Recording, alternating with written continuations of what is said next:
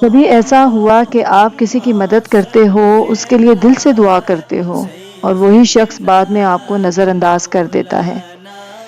آپ اس کے لیے سب کچھ کرتے ہیں اور بدلے میں کیا ملتا ہے؟ خاموشی، نظر اندازی یا شکریہ کے بغیر جدائی۔ یہی زندگی کی حقیقت ہے۔ لیکن کیا آپ جانتے ہیں ایک ذات ہے جو نہ صرف دیکھ رہی ہے بلکہ آپ کی ہر خاموش نیکی پر خوش ہو رہی ہے۔ وہ ذات آپ کو واقعی پسند کرنے لگتی ہے اگر آپ ایک خاص کام کریں۔ ہم میں سے ہر کوئی چاہتا ہے کہ لوگ ہمیں پسند کریں، ہمارا احترام کریں، ہمارے بارے میں اچھا سوچیں۔ ہم سوشل میڈیا پر تصویریں لگاتے ہیں، باتوں میں میٹھا پن لاتے ہیں، دوسروں کی خوشی کے لیے خود کو تھکاتے ہیں، لیکن پھر بھی لوگ بدل جاتے ہیں۔ جن کے لیے ہم خود کو بدلتے ہیں وہی ہمیں چھوڑ جاتے ہیں۔ کیوں؟ کیونکہ انسان کی محبت کبھی مکمل نہیں ہوتی۔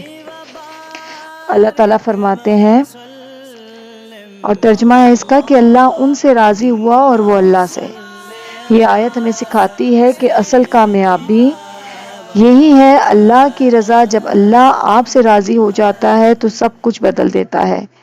یہی محبت باقی رہتی ہے، سچی اور دائمی۔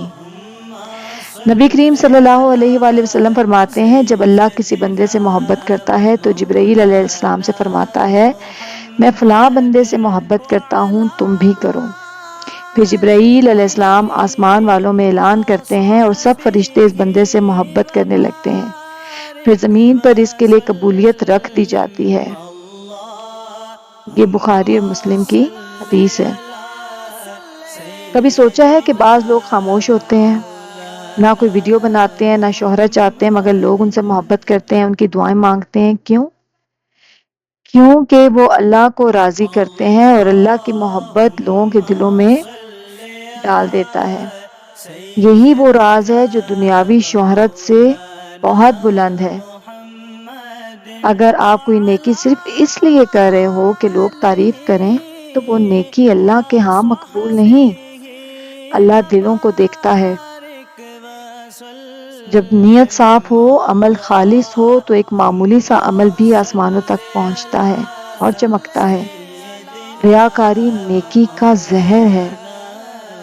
حضرت علی رضی اللہ عنہ فرماتے ہیں کہ جو لوگوں کو خوش کرنے کے لیے اللہ کو ناراض کرتا ہے وہ نہ اللہ کا رہتا ہے نہ لوگوں کا۔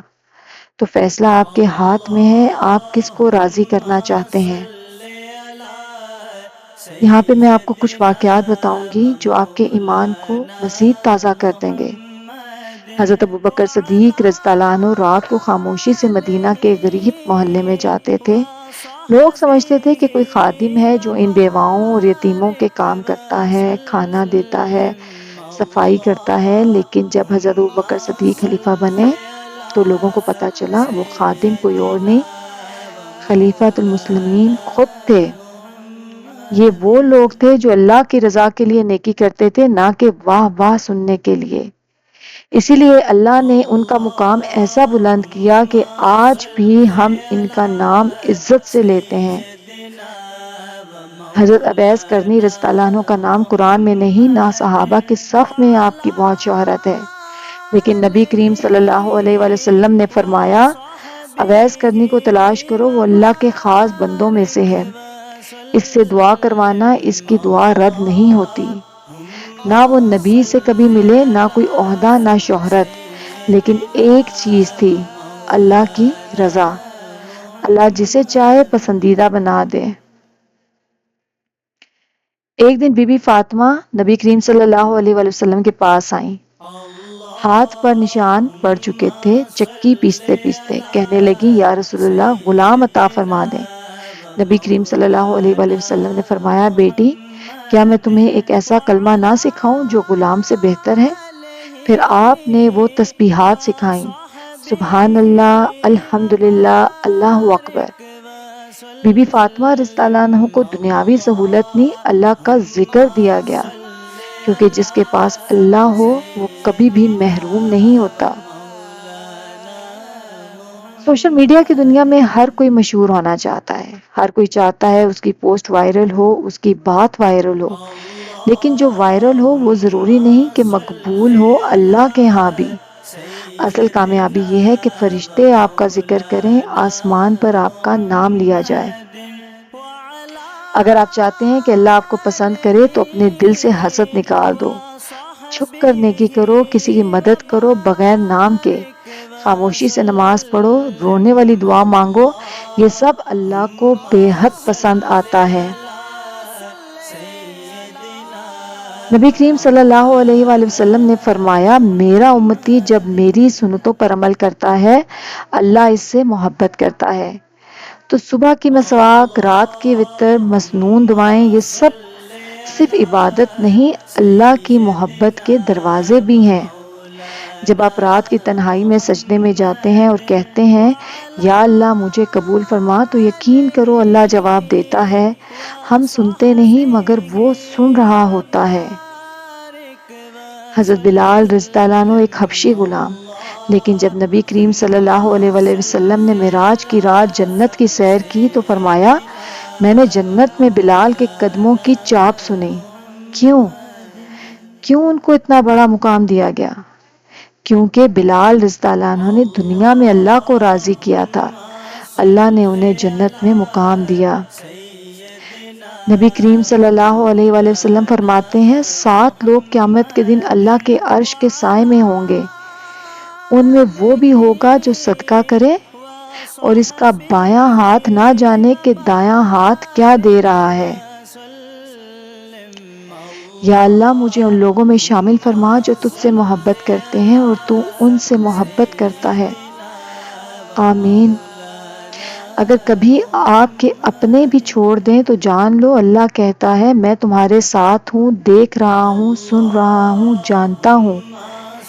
اپنی قیمت لوگوں کی واہ واہ میں نہ ڈھونڈو، اللہ کی رضا میں ڈھونڈو، کیونکہ جسے اللہ پسند کرتا ہے اس کی قدر دنیا خود کرتی ہے۔ آج دل سے دعا کرو، میں اب صرف اللہ کو راضی کرنے کی نیت سے جینے کی کوشش کروں گا۔ نیت بدلے گی تو زندگی بھی بدلے گی۔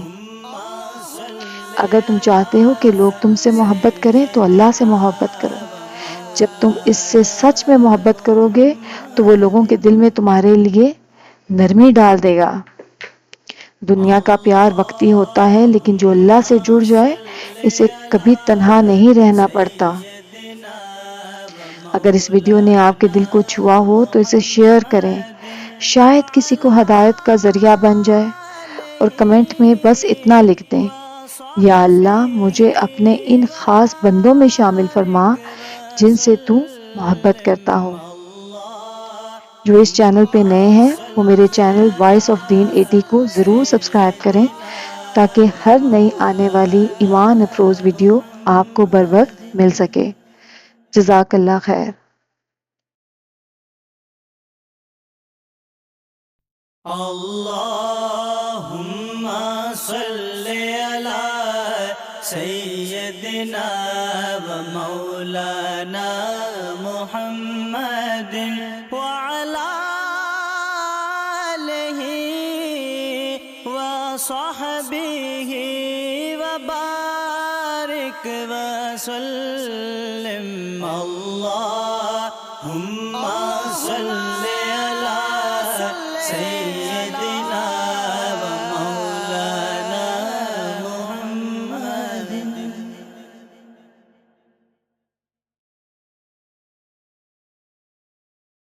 اللہم صلی علی سیدنا و مولانا محمد وعلی آلہ و صحبہ وبارک وسلم۔